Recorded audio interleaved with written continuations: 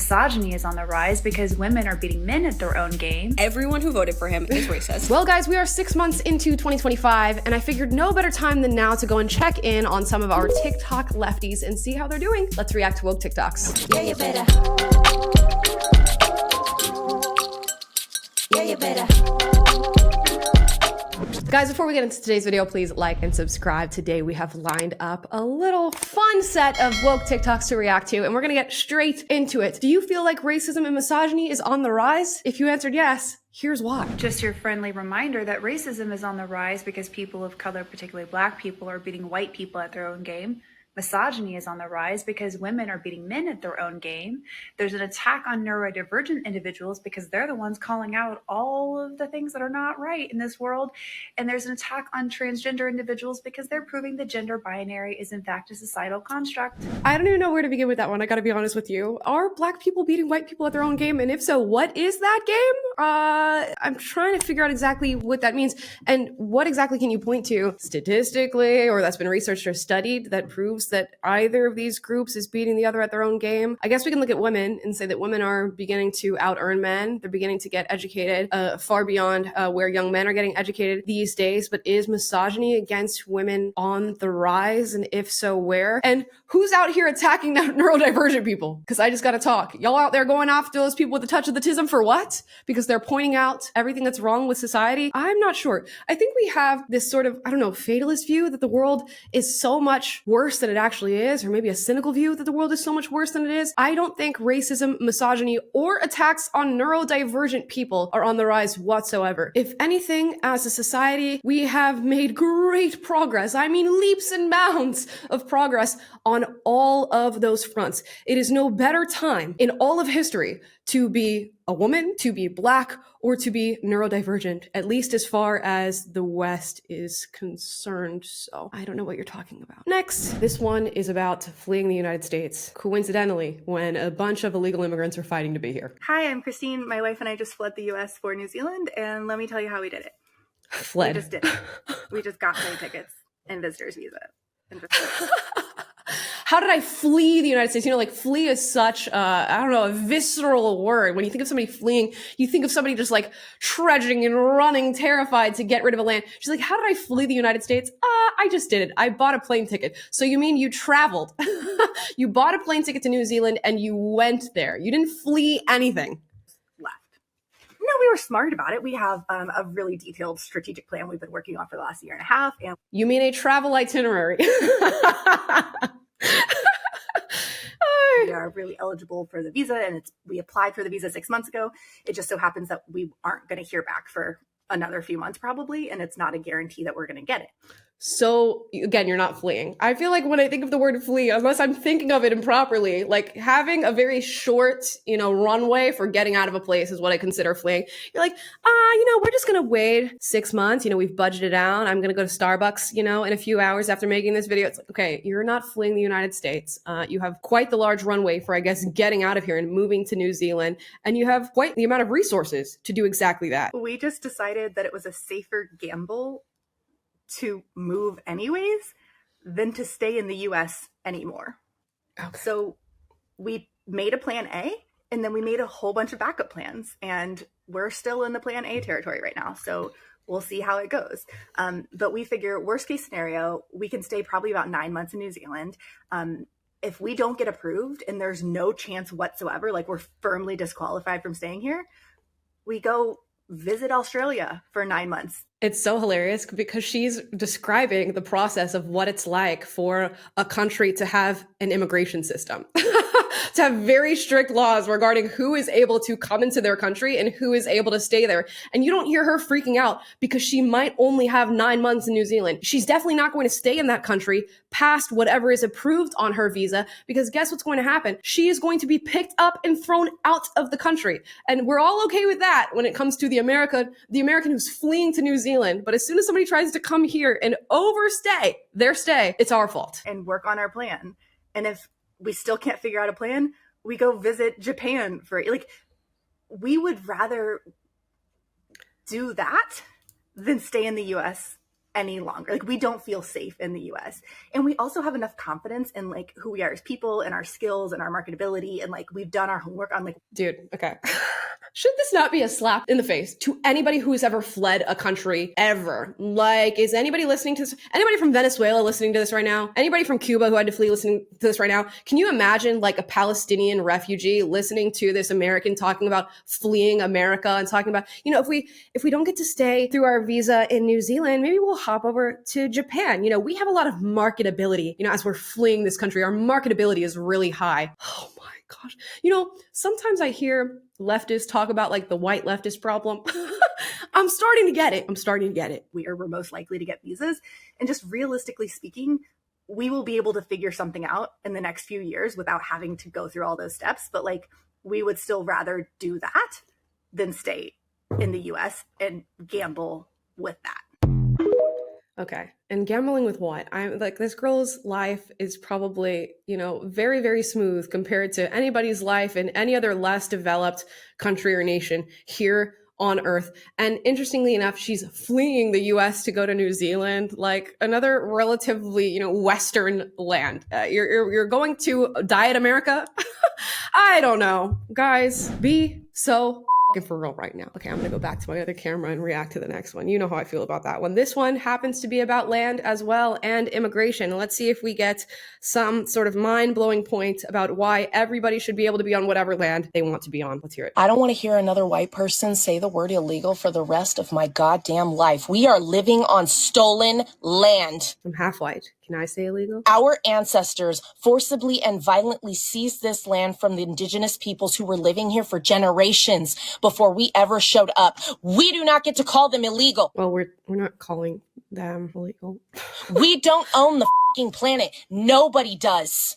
We are evolved monkeys with opposable thumbs who use them to write little monkey scribbles on a slice of tree, and we call it a birth certificate with our little monkey sounds. Dude, you know, I love it when somebody just like pretends like they're the most genius individual in the world and they can just relegate all of human existence, civilization, history, laws, you know, constitutions down to we just monkeys who write words. No, like what you just described is consciousness.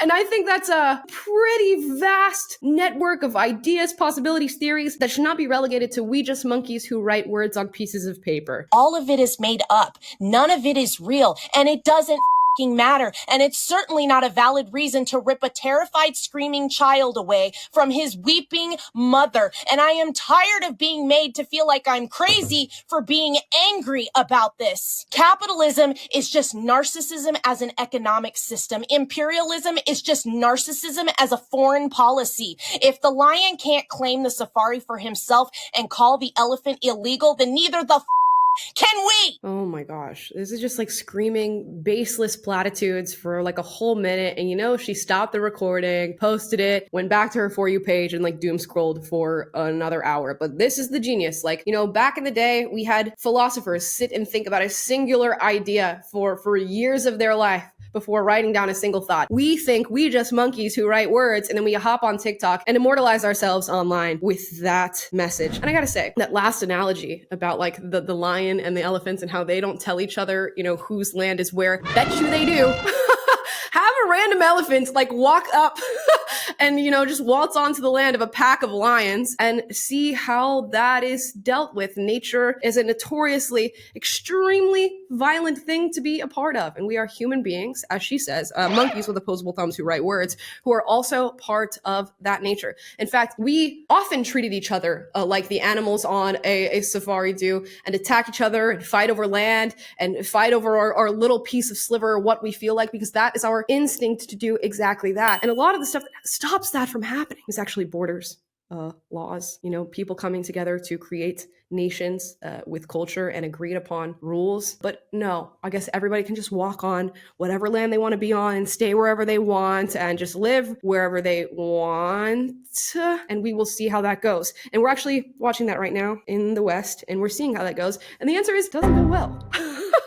It in fact does not go well. But I guess we have to learn our lesson even harder now. So I guess we'll wait and see what happens, or we won't, because we actually have somebody who's willing to take care of the illegal immigration issue. And it is an issue. And this is not to be anti-immigrant. It is to say you should come into this nation through legal means and assimilate and learn about the culture and learn about the history, and then go through that legal process in order to appreciate the nation that you have been allowed the opportunity to live in. And virtually every other nation ever has similar laws, in fact, even stricter ones. And we seem to understand that in other ways, but we don't understand that on our own land because we have like a suicidal empathy about us. So yeah. Okay. This next one's about racism. And this one gets feisty, just like the last one. Savannah, why do you make everything about race? Like, why are you always talking about race? Like, not everything is about race. Everything is about race! It is! Whoa. Everything is! Whoa. Every single part of our society traces back to racism. Everything. The damn ice cream truck song is f***ing racist. The reason we have credit scores and student loans is because they did not want black people to live next to them and go to school. This is your crash course in critical race theory before we finish out this video. If you pick up any sort of critical race journal, writing, whatever, just have somebody scream everything is racist above it and you've basically read it. This is Jean Stefancic. This is Richard Delgado. She pretty much summed it up. Everything is encapsulated in the fact that they wanted black people to fail. Our society could be so much more progressive than it is now. Spent 400 years trying to keep minorities down, that we have not progressed in technology, in society, in anything. This country has spent so much time making sure that we don't surpass white people. It's willing to cut its leg off during the sack race over and over and over and over again. And that's why we're in the predicament that we're in now. Dude, I love the analogies in these. They're never quite perfect. It's not about anything else but the fact that they do not want minorities to thrive. That is what it's been about since day one, when they got to this land. They took it away from people who were already here and didn't stop doing it. I understand that sometimes we want to ha ha hee hee and live life and forget, but I'm always going to bring it up. If you don't want to hear it, don't talk to me, but I'm always going to talk about racism because it makes me angry. She's that friend that's too woke. Confirmed. You don't get to spend 400 plus years mistreating people based off of their skin tone alone. It caused ripples in generations. You haven't even began to try to undo it, but you want to get mad at me because every time I talk about racism, you get annoyed. You haven't even begun to try to undo it, says the modern day black woman with her materialist accessories sitting in a car who likely has a job and a social security number and is like paying taxes and is a citizen who's protected by the law like every other citizen around her. We haven't even begun to try to undo racism in this country. All right. It's just crazy to hear these people like they think they're the modern day philosophers. They think they're spitting game right now. Hi. Because every time I bring up something, oh, it's because this, it's because of racism, you get mad. Shut the up. Okay. You get mad, followed by shut the up. Guys, not everything is about you all the time. Not everything is about your skin color all the time. Now, granted, did this country and many other countries have a history of deeply rooted racism, oppression, discrimination? Absolutely. And does that racism and discrimination and oppression have somewhat of a ripple effect beyond the historical point that it takes place? Absolutely. But is everything about racism all the time? No. You are simply the friend who is too woke. The operative word being too. You're doing too much. You're doing too much. You need to really calm down. And if you feel the need to make everything about race, see what life is like the day that you maybe practice, even if you don't believe it. Fake your way into making not everything about race. In fact, try to go a whole 24 hours with making 0 things about race and see how you feel on the other end. I mean, you may deny it, but I think you're going to feel better. I think you're going to feel better. And I think you're going to be able to see the world from a perspective outside of making everything racial. And what she's just summed up is critical race theory to its core. In its very essence is to look at every single facet of our society and to make it about race and to make it about your skin color. And mind you, you may think that other people are doing that, or that's the entire history of the United States of America or of the Western world, but it is not. Is it a facet of the history of the West? Certainly. But you're doing yourself a disservice and the world around you a disservice to constantly make everything about race, because the reason we've progressed so much is that a lot of us have stopped doing that. But best of luck to you. I imagine you're going to feel more sorrow and hatred than anybody else who you're accusing of being racist or contributing to a racist society. And that's really the sad part about it. We've got one more, guys. Let's get to it. People don't think they're racist because white people don't understand racism fundamentally. White people think that to be racist, you have to be out hate criming. You have to explicitly be saying you don't like XYZ minority group. Hate criming is a verb. Love that. Be saying you think white people are better. And this level of binary thinking is extremely comfortable for white people because most white people aren't out hate criming. Most racist people aren't out. That's good to know. Most white people are not out there hate criming or explicitly saying they hate minority groups.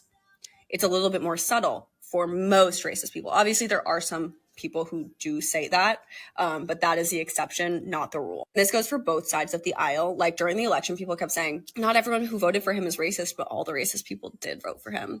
Completely incorrect. Reverse that.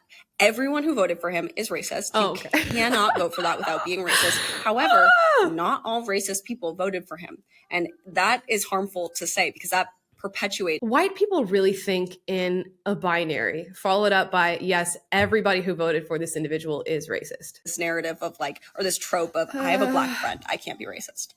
I voted for Kamala Harris, I can't be racist. I vote for the people who support the minorities. I'm obviously not racist and I don't need to do any further work to prove that. Well, she does make one semi-good point. You can vote for either candidate and be capable of being racist. In fact, I think far more people have racist thoughts than we're willing to admit because we've made it this sort of, boo, scary word, you're a racist. You know, we all have thoughts that circulate in and out of our minds in any given day, some of them intrusive, some of them real thoughts that have to do with race and racial judgments that we make. And we should be able to talk about that without this being some huge, big, spooky word that we're throwing out at people. Now, interestingly enough, her entire argument seems to have this underlying definition of racism, which a lot of leftists carry with them, is that in order to be racist, you have to have some sort of societal power or you have to be at the top of some sort of societal hierarchy, meaning that white people sit at the top and they can be racist downwards. And because black people and other minorities sit on the lower rungs of the hierarchy, they cannot be racist upwardly towards white people. I'd argue everybody's capable of being racist, and that's lost in this. I'd also argue that not every single person who voted for Donald Trump is racist. Okay, I'm so tired of hearing it. At least she gave a little bit of credence to the idea that people can vote for Kamala Harris and also be racist, but she did it in this sort of white ally, I voted for Obama twice in a row. You know, how sort of that sort of Jordan Peele get out, you know, form of racism. Over it, guys. Okay, just pull up that Morgan Freeman clip that circulates because he's like one black person ever who says, can we stop focusing on race and talking about it all the time and just... How are we going to get rid of racism? Stop talking about it. Insert it here. I'm done. I'm done making the point. Not everybody is racist, but a whole lot more people are capable of racism and have racist thoughts than we're willing to admit. And that's about that. You know, we should just be able to openly have these discussions and to let these ideas have sunlight so that we can figure out what's good and what's bad. Okay, guys. Anyways, I'm done with this. I can't do any more TikToks today. So if you were expecting more than that, I'm sorry. Could you even get this far? If you got this far into the video, drop a heart in the comments down below. I need some love after responding to these takes. And guys, leave your thoughts in the comments down below as well. As always, if you disagree with anything I said in this video, do get out, but do so respectfully. I encourage healthy debate on this channel. And if you like this video, like, subscribe, click the notification bell to be notified every single time I post a video for you guys, which is all the time. Guys, thank you so much for watching, and I will see you next time. Bye, guys. Yeah, you better. Yeah, you better.